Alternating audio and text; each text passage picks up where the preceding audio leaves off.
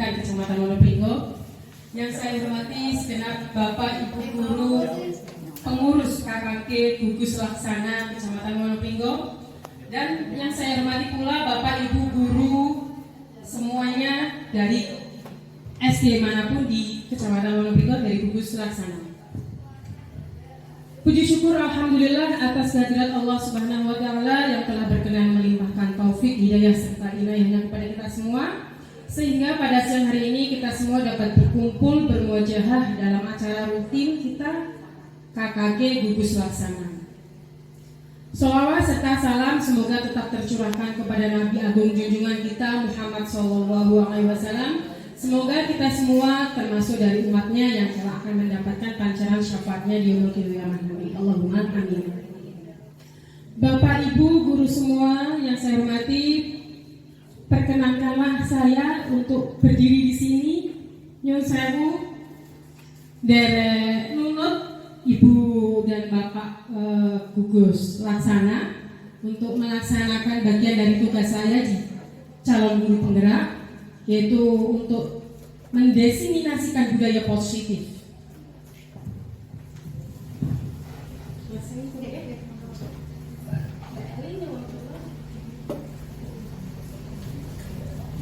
Bapak Ibu, saya mohon izin ya, saya berdiri di sini bukan maksud saya untuk menggurui, tetapi saya berbagi ilmu dari apa yang saya dapatkan di program guru penggerak. Dan harapannya nanti kita semua bisa saling berkolaborasi, bersinergi untuk kemajuan pendidikan di Indonesia umumnya dan khususnya di Kecamatan Wonopringgo.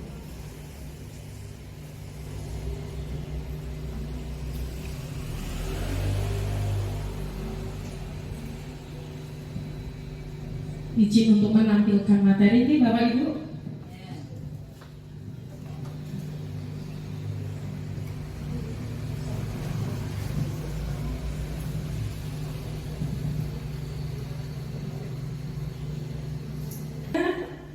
Karena ini sudah siang, kemungkinan ada yang sudah ngantuk. Gimana kalau misalkan kita ice breathing dulu supaya kita lebih semangat dan nggak ngantuk gitu Bapak Ibu?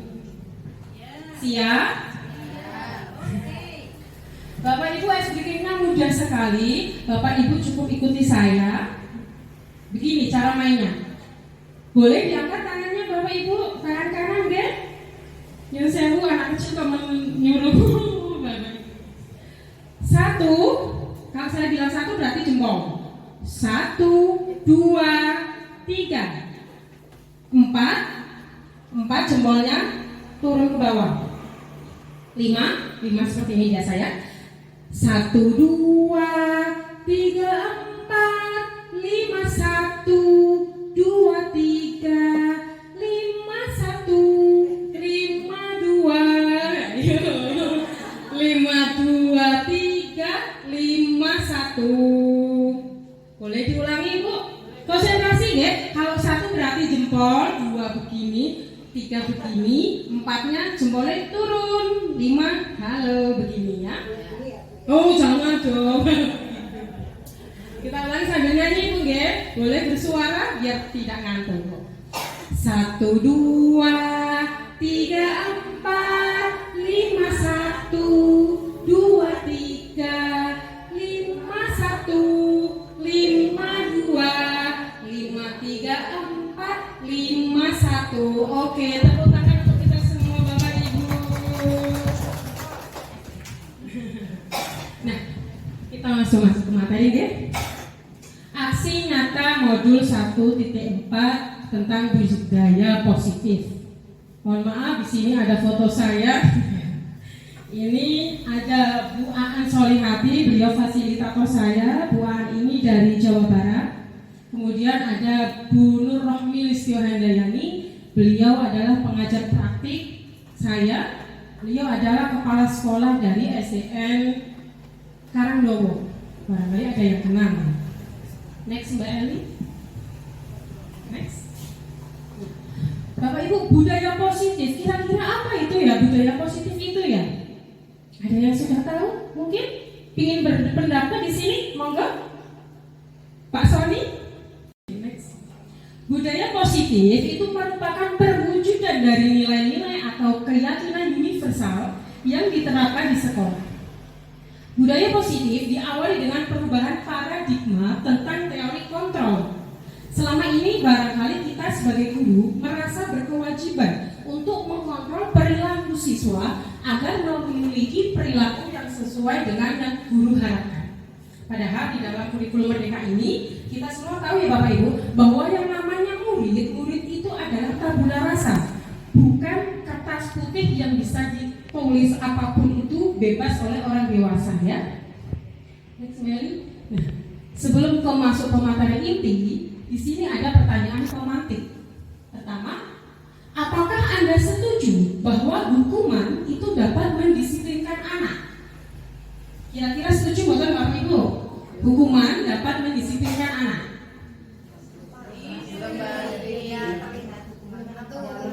Oh, terlihat hukuman apa? Yang kedua, apakah Bapak Ibu setuju bahwa pemberian hukuman yang bersifat positif seperti membaca atau membersihkan halaman sekolah itu bisa meningkatkan disiplin anak? Setuju? Oh, ada yang setuju, ada yang tidak. Sepertinya menarik sekali ini. Nah, yang ketiga, apakah Bapak Ibu setuju bahwa memberi penghargaan itu dapat meningkatkan motivasi belajar anak? Ada yang iya, ada yang tidak. Nanti tepat atau tidak jawaban yang kita sampaikan sekarang nanti kita akan tahu di materi ini. Nah, Bapak Ibu, pada hari ini akan ada 4 topik yang akan kita bahas. Yang pertama hukuman dan penghargaan, kemudian ada posisi kontrol, ada keyakinan kelas dan segitiga restitusi. Hukuman dan penghargaan. Bapak Ibu, yang namanya hukuman dan penghargaan sepertinya dua hal yang tidak pernah lepas dari profesi kita sebagai guru, nggih. Kita sering memberikan hukuman kepada anak. Masih cok, kadang kala, nggih. Nggih mboten? Nggih. Terus kita juga sering memberikan penghargaan kepada anak-anak didik kita. Betul? Betul. Terus, nah, di sini ada pernyataan dihukum oleh penghargaan. Loh, kok bisa sih dihukum oleh penghargaan? Kalau kita kan awalnya tahunya hukuman itu kan konotasinya negatif, nggih. Negatif. Anak yang melanggar itu berarti dihukum. Nah, di sini kok ada pernyataan dihukum oleh penghargaan? Bagaimana bisa? Nah, saat kita berulang kali menjanjikan hadiah kepada anak-anak kita agar berperilaku bertanggung jawab kepada seorang murid agar mempelajari sesuatu yang baru kepada atau karyawan, itu kita sudah berasumsi bahwa anak didik kita itu tidak bisa melakukan hal tersebut, sehingga kita memberikan hadiah Ibu. Hadiah kan ini kenyataannya dihukum oleh penghargaan. Misalkan murid saya itu belum bisa menghafalkan perkalian, kemudian saya mau maju. Nah, kalau kamu bisa menghafalkan perkalian, nanti kamu akan berguru kasih hadiah. Begitu. Nah, ternyata bentuk penghargaan hadiah ini adalah suatu bentuk hukuman juga. Nih, Alfikon itu mengungkapkan baik penghargaan maupun hukuman adalah cara-cara mengontrol perilaku seseorang yang menghancurkan potensi untuk pembelajaran yang sesungguhnya. Menurut Kohn, secara ideal tindakan belajar sendiri itu adalah penghargaan yang sesungguhnya. Nah, Bapak Ibu di sini dijelaskan kenapa kok ada pernyataan dihukum oleh penghargaan. Ternyata penghargaan yang kita berikan kepada anak didik kita atau murid nih, dalam kurikulum Merdeka kita harus menyebutkan murid nih, kepada murid kita itu ternyata memiliki pengaruh jangka pendek dan jangka panjang. Apa jangka pendeknya? Jangka pendeknya itu murid kita mau melakukan apa yang kita katakan. Seperti tadi contohnya, murid kita mau menghafalkan perkalian. Nah, belum ini untuk jangka panjangnya anak akan berpikir, alhamdulillah, oke, senang tuh, happy, dikasih hadiah sama bu guru. Tetapi ketika keesokan harinya nggak hafal lagi, harus hafal. Kalau hafal dikasih hadiah lagi sama bu gurunya. Lah, anak akan berpikir, alah paling hadiahnya cuma gitu tok, masa hadiahnya cuma kayak gitu terus. Di dalam hatinya guru juga berpikir, mak kalau bu guru kasih hadiahnya lebih, ya nanti bu gurunya berkorna gitu. Nah, yang kedua, penghargaan itu bisa merusak hubungan. Maksudnya bagaimana? Kalau misalkan di kelas kita tadi anak yang bisa menghafalkan perkalian dikasih penghargaan, kasih hadiah oleh bu gurunya, artinya kan dia mampu ya. Iya, terjadi kesenjangan, betul. Terima kasih Pak Sarul. Nah, terjadi kesenjangan yang anak kategori secara kemampuan dia berada di tengah ke bawah akan kebalap sama yang tadi bisa menjawab. Nah, akan timbul kecemburuan. Kalau bu guru itu ngasih soal palingnya yang jawab itu lagi, yang dapat hadiah itu lagi. Aku apa daya gitu, ya. Sehingga timbul kecemburuan dan bisa merusak hubungan. Materi yang kedua yaitu tentang posisi kontrol. Bapak Ibu, di sini ada perubahan paradigma. Saya mau mengajak Bapak Ibu semua yang hadir di sini, coba Bapak Ibu angkat tangan kanan dong, tangan kanan. Coba kepalkan tangan kanan Bapak Ibu semua. Jauh yang di belakang nggak bisa melihat. Kepalkan tangan kanan Bapak Ibu, ya. Dan ibaratkan di dalam kepalan tangan Bapak Ibu ini ada sesuatu yang berharga. Ya, sudah?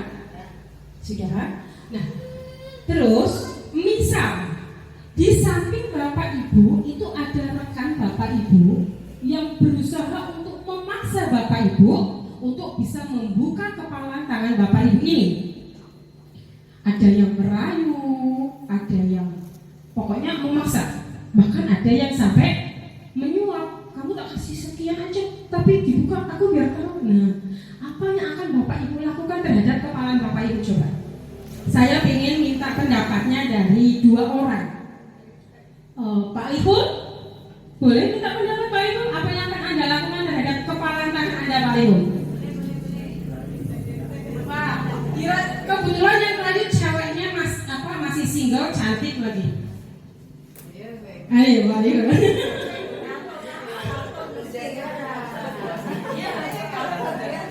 Gimana? Mempertahankan, walaupun yang kayu ceweknya cantik. Oh iya, beliau mempertahankan kepala tangannya.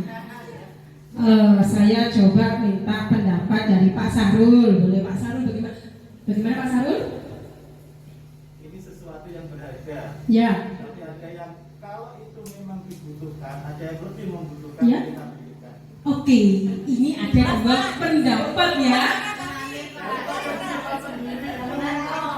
Siapa tahu dapurnya bom ya Pak ya?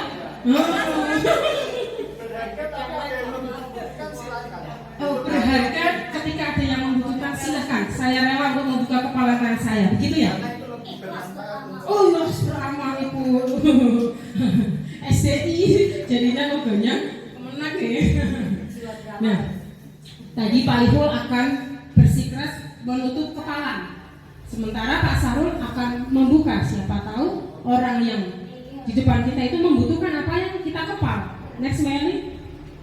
Nah Bapak Ibu, di sini ada paradigma teori kontrol. Yang pertama, ilusi bahwa guru itu mengontrol murid. Pada dasarnya kita tidak dapat memaksa murid karena murid itu punya keyakinan sendiri. Tetapi ketika murid itu mau dikontrol, berarti itu murid memberikan kepuasan kepada gurunya untuk dikontrol. Kemudian ilusi bahwa semua penguatan positif efektif dan bermanfaat. Penguatan positif atau bujukan adalah bentuk-bentuk kontrol. Segala usaha untuk mempengaruhi murid agar mengulangi suatu perilaku tertentu adalah suatu usaha untuk mengontrol murid tersebut. Ketiga, ilusi bahwa kritik dan membuat orang merasa bersalah dapat menguatkan karakter. Keempat, ilusi bahwa orang dewasa memiliki hak untuk memaksa. Banyak orang dewasa percaya bahwa mereka memiliki tanggung jawab untuk murid-muridnya berbuat hal-hal tertentu. Apapun yang dilakukan dapat diterima selama ada sebuah kemajuan berdasarkan sebuah pengukuran kinerja. Pada saat itu pula, orang dewasa akan menyadari bahwa memaksa tidak akan efektif untuk jangka panjang dan sebuah hubungan perusahaan akan terbentuk. Bapak Ibu, kita kelas 1 dan kelas 4 kan sudah melaksanakan kurikulum merdeka ini. Kita kembali ingat filosofi Pak Kahadi. Pak Kahadi itu Bapak Ki Hajar Dewan Toroge. Pak Kahadi kan tadi saya sudah mengatakan di depan bahwa anak itu bukanlah kertas kosong, bukan tabula rasa. Nah, sejauh ini yang sudah saya mengatakan saya dulu, sejauh ini yang sudah saya lakukan, saya seperti sering menuntut murid saya untuk menjadi apa yang saya mau. Bagaimana dengan Bapak Ibu? 11-12? Iya. Ternyata apa Bapak Ibu? Kalau kita bersikap demikian, itu kita seperti seolah-olah seorang raja yang menginginkan bawahan kita itu bersikap sesuai dengan apa yang kita katakan, yang kita mau. Bahwa kita itu nggak boleh seperti itu ternyata di kurikulum merdeka. Kita itu harus menuntun, bukan menuntut. Oke. Ada 5 ya Bapak Ibu. Di sini yang pertama ada posisi kontrol sebagai penghukum, pembuat orang merasa bersalah. Kemudian ada teman, pemantau, dan manajer. Nanti kita cermati posisi kontrol yang mana yang sering kita lakukan dan sering kita terapkan di keseharian kita. Yang pertama posisi kontrol sebagai penghukum. Di sini contoh kata yang diucapkan oleh guru adalah kalau kamu tidak melakukan ini, awas ya, mengancam. Pernah buatan Bapak Ibu? Yes. Yes. Terus hasil dari posisi kontrol penghukum adalah anak akan memberontak, menyalahkan orang lain, dan bisa jadi anak berbohong. Endingnya dampak kepada murid adalah akan mengulangi kesalahan lagi. Terus, yang kedua, posisi kontrol sebagai pembuat orang merasa bersalah. Misalkan guru mengucapkan, kamu gimana sih nak? Kan kamu sudah tahu, ibu lelah sekali mengenai sama kamu. Harusnya kamu itu seperti ini. Ibu kecewa sama kamu, ibu stres. Ada yang sampai mengatakan seperti itu Bapak Ibu? Betul nggih? Nah, pembuat orang merasa bersalah. Akibat dampak yang akan dirasakan oleh murid adalah murid akan merasa rendah diri. Karena tadi Bu Guru sudah mengatakan, Bu Guru stres nak sama kamu, anak akan mengecil, merasa rendah diri. Kemudian posisi kontrol sebagai teman, contoh ucapannya disampaikan oleh guru. Nah, ayolah lakukan ini demi Bu Guru, mau ya? Nah, ada kayak kedekatan begitu nih. Kalau ini mungkin pernah ya Bapak Ibu nggih? Pernah. Lah, dampak yang dirasakan oleh murid adalah murid tidak merasa mandiri dan akan lebih tergantung pada orang lain. Terus, sebagai pemantau. Di sini ketika murid kita melakukan kesalahan, maka yang diucapkan oleh sang guru mengatakan, "Nah, kok kamu melakukan ini sih? Kira-kira peraturannya bagaimana ya?" Nah, pemantau anak hasilnya adalah akan menyesuaikan diri bila diawasi. Tetapi ketika si anak tidak diawasi, maka dia akan melakukan kesalahannya lagi. Kemudian yang terakhir ada posisi kontrol, yaitu sebagai manajer. Apa yang diucapkan oleh guru? Di sini guru bertanya, apa yang kamu yakini nak? Kok sampai kamu melakukan hal seperti ini? Misalkan, apa yang akan kamu lakukan untuk memperbaiki kesalahan kamu? Kira-kira Bapak Ibu bisa tidak? Kalau misalkan ada murid kita melakukan salah, bikin emosi, ya, tetapi kita nggak marah, kita tetap style kalem, malah bertanya, nah sini dong, duduk bareng sama Bu Guru. Kamu kenapa tadi melakukan seperti itu? Kamu tahu nggak keyakinannya bagaimana? Bisa Bapak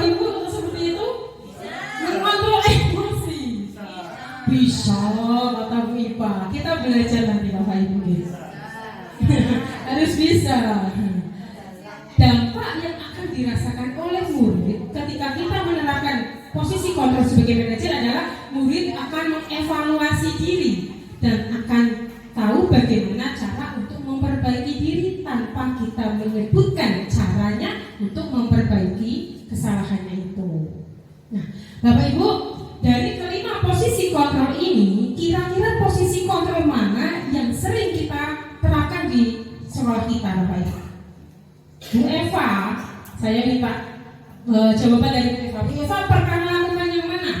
Apakah kelima-limanya atau yang mana, Bu Eva? Kelima? Ya. Manajer, berarti itu Bu Eva. Nanti kita belajar lagi sama Bu Eva. Saya pengen minta Mida mana Mida? Iya. Iya. Pemantau, oke. Penghukum. Pernah. Tergantung suasana. Tergantung suka. Dan tergantung mood kita juga itu ya.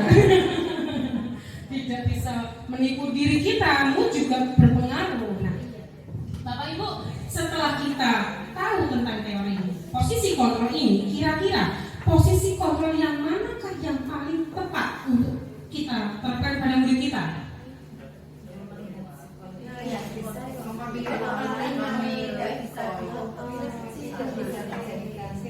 Enggak, maksud saya yang paling bagus yang harus kita terapkan sesuai sikon.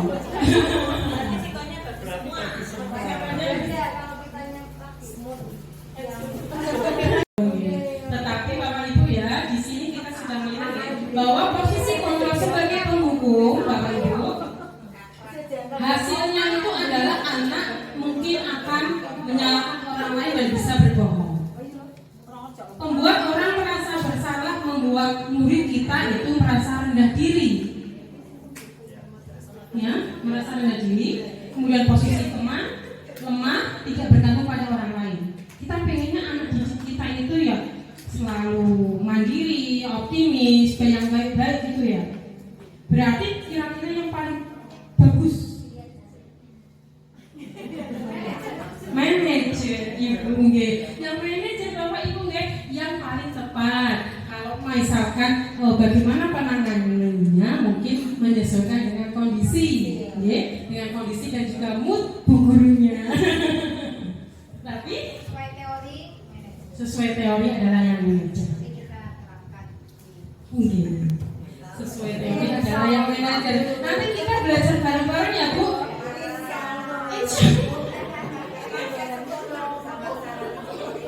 Pengen marah tapi harus dilipat, nggak boleh marah. Awal saya dapat materi ini juga saya merasa malu. Aku kan pernah kayak gitu. Ternyata kok malah teorinya harus begini.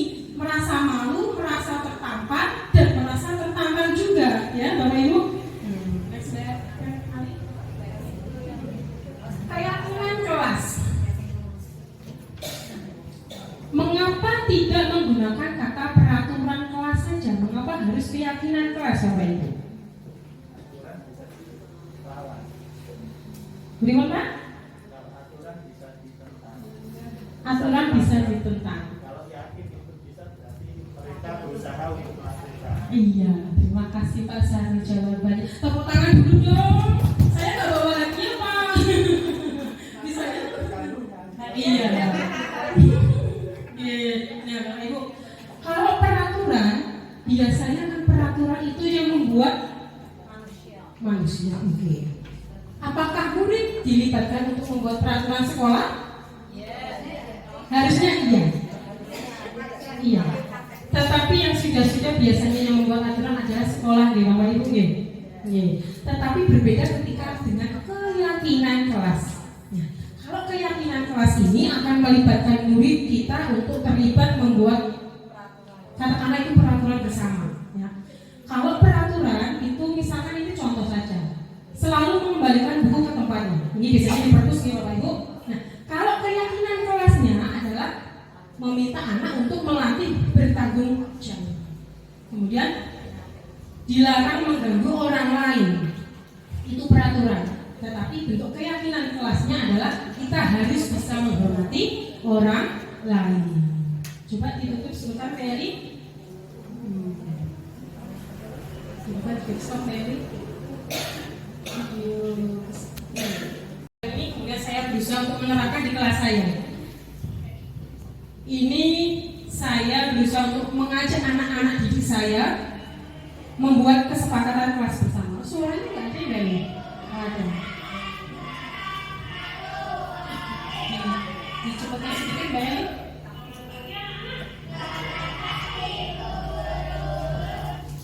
Udah, bisa.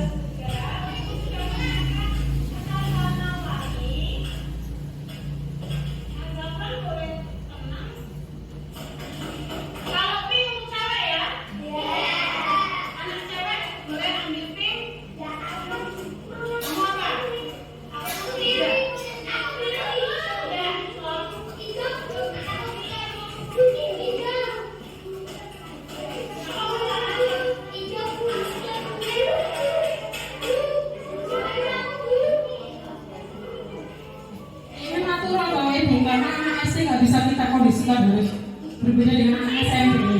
Nanti kalau sekalian.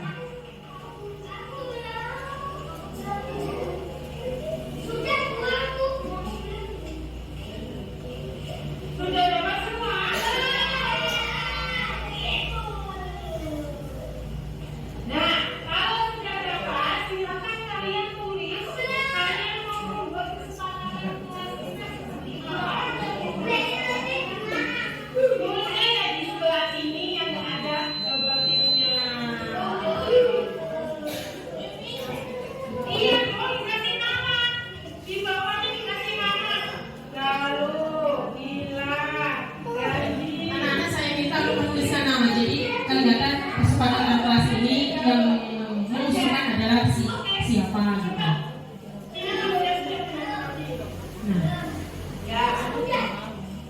Punya lagi, bilang minum di kelas. Kamu lagi, memang sendiri dong. Dibaca dulu mungkin ada. Tidak boleh berkata-kata anak. Cukup videonya Bapak Ibu ya, cukup. Lanjut ke materi saja. Oke.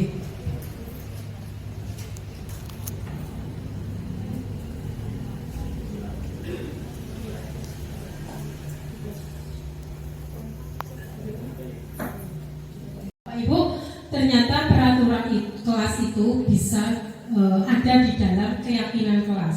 Kalau peraturan tadi yang membuat adalah secara sepihak, tetapi kalau keyakinan kelas maka murid kita juga ikut terlibat. Nah, setelah anak membuat kesepakatan atau keyakinan kelas, maka akan terciptalah lingkungan yang positif.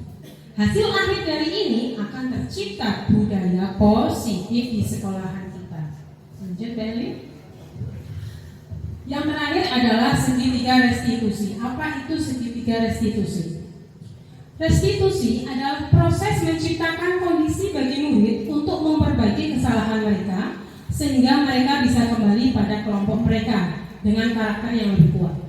Restitusi juga merupakan proses kolaborasi yang mengajarkan murid untuk mencari solusi untuk masalah mereka dan membantu murid berpikir tentang orang seperti apa yang mereka inginkan dan bagaimana cara memperlakukan orang lain. Ciri-ciri restitusi ada 9, Bapak Ibu. Yang pertama adalah bukan untuk menebus kesalahan, tetapi untuk belajar dari kesalahan. Kemudian memperbaiki hubungan, tawaran bukan paksaan. Restitusi menuntut untuk melihat ke dalam diri, mencari kebutuhan dasar yang mendasari tindakan. Restitusi adalah cara yang paling baik, fokus pada karakter bukan tindakan. Fokus pada solusi dan mengembalikan murid untuk yang berbuat salah pada kelompoknya. Segitiga restitusi ini kita terapkan ketika murid kita melakukan kesalahan, Bapak Ibu. Nah, ada apa saja di dalam segitiga restitusi? Yang pertama adalah menstabilkan identitas. Di sini ketika ada murid yang melakukan salah, guru boleh berkata, contohnya, tidak apa-apa kamu nak melakukan kesalahan seperti itu. Toh yang melakukan kesalahan bukan cuma kamu, karena manusia adalah tempatnya juga salah. Nanti diperbaiki. Jadi kita tidak marah dengan meletup-letup, tetapi kita coba slow. Kemudian kita berusaha untuk memvalidasi kebutuhan. Kita bertanya, kamu tentu punya alasan mengapa kamu melakukan tersebut. Kemudian, adakah cara yang lebih efektif untuk mendapatkan apa yang kamu butuhkan? Ya. Yang terakhir yaitu tentang menanyakan keyakinan. Kok kamu tadi melakukan kesalahan seperti itu? Kamu sudah tahu nilai-nilai apa yang telah kita sepakati tadi? Kesepakatan kelasnya apa? Kemudian, kamu ingin menjadi orang seperti apa, anak? Kok kamu seperti ini? Kamu harusnya tahunya bagaimana? Nah, kita mengajak anak untuk duduk bersama. Kemudian bukan kita menyalahkan anak, tetapi mengajak anak, membawa anak kepada kesadaran dirinya. Kesadaran dirinya dan nanti endingnya anak akan mengutarakan jawaban dari permasalahannya dia harusnya seperti apa begitu. Nah ini untuk contoh penerapan restitusi. Kalau mengingat waktu tidak usah ditanyakan saja Bapak Ibu ya. Saya tahu Bapak Ibu sudah ingin ketemu sama anak suami. Nah coba kita refleksi sebentar Bapak Ibu sebelum kita pulang. Kita oleh-oleh apa, dapat oleh-oleh apa dari pertemuan hari ini? Yang pertama, hal baru apa yang mengubah paradigma saya yang saya dapatkan dari acara ini? Bu Sus, boleh minta pendapat Bu Sus? Apa itu kira-kira?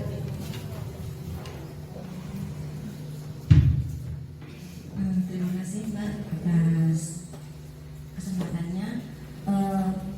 Hal baru yang ingin mengubah paradigma saya, yang pertama setelah saya melihat atau mendengar sosialisasi yang disampaikan, ternyata selama ini saya memberikan pembelajaran kepada siswa di kelas ini, ternyata saya itu banyak salahnya.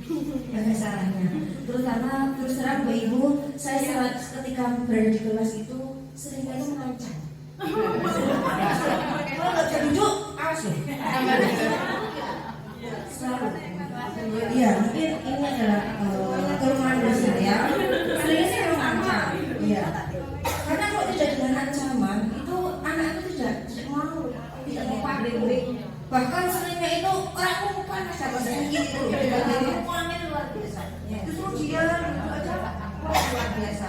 Mungkin apa zamannya mungkin ya. Nah ini saya sering mengancam. Jadi setelah itu saya paradigma saya akan saya lakukan itu saya akan mengubah pola sistem mengajar saya ke arah yang ke manajemen tadi itu, ke manajer ya. Yaitu bahwa anak itu pembelajaran berpusat pada anak dan kita itu tidak hanya memberikan turunan harus begini, tapi kita harus menuntun mereka supaya ke arah yang lebih baik. Itu Mbak yang perlu dapat saya sampaikan. Terima kasih. Terima kasih Ibu Sus.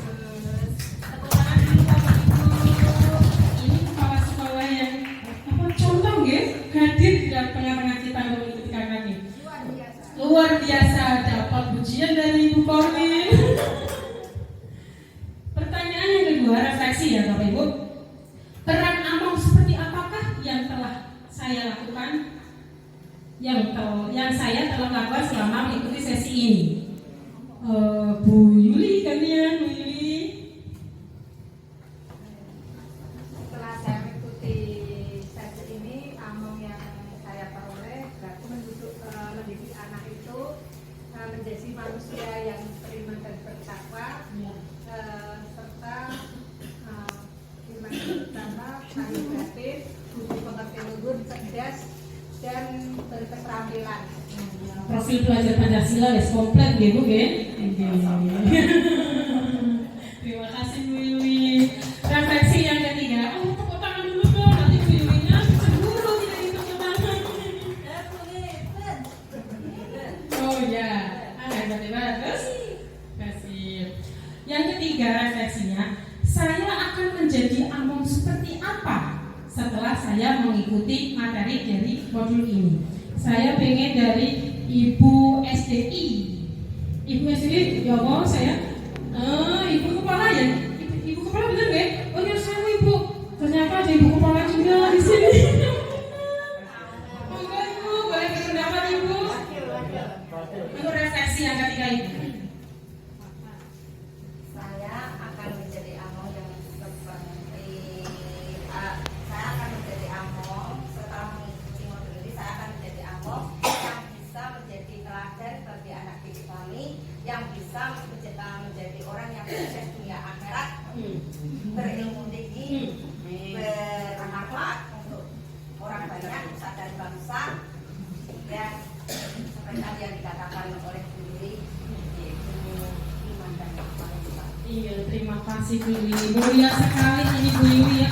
Semoga kita semua yang menjadi Bapak Ibu guru bisa menuntun anak didik kita menjadi anak-anak yang sukses, bahagia dunia akhirat, dan menjadi anak-anak yang bisa bermanfaat untuk orang lain. Ibu nggih? Allahumma amin. Sudah selesai untuk sesi kita pada siang hari ini. Sebelum saya undur diri, barangkali ada yang ingin bertanya, monggo. Nanti saya akan berusaha untuk menjawab. Kalau misalnya saya tidak bisa menjawab, nanti saya bawa pulang, saya tanya-tanya. Ada videonya, Bu, video barangkali ada contoh yang satu SD dalam pembelajaran yang itu akan Segitiga restitusi. ya. Oh ada Ibu. Di mana nggak di luar nggak? Kurang lebihnya saya mohon maaf Bapak Ibu guys sudah meminta waktu panjenengan untuk duduk mendengar di sini. Saya anak kecil kok berdiri di depan, ampun tenang guys yang kata.